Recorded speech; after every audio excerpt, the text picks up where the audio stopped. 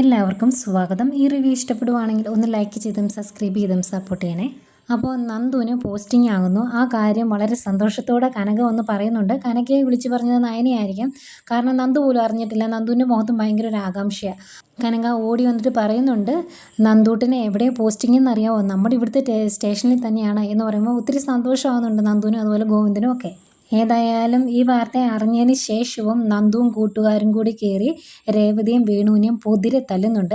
ഇതറിഞ്ഞ് ഭയങ്കര ദേഷ്യത്തോടെ അനാമിക വീട്ടിലോട്ട് ചെല്ലുക. അന്നേരം ഈ കാര്യങ്ങൾ പറയുമ്പം അനി പറയുന്നുണ്ട്, ഇനി ഈ പ്രശ്നത്തിൻ്റെ പേരിൽ നമ്മൾ തമ്മിൽ പിരിയണമെന്ന് നിൻ്റെ വീട്ടുകാർ പറയുവാണെങ്കിൽ എനിക്ക് സമ്മതമാണ് എന്ന് പറയുമ്പം അനാമിക പറയുന്നുണ്ട്, ഇല്ലടാ അങ്ങനെ ഞാൻ ഈ വീട്ടിൽ നിന്ന് പോവുകയില്ല.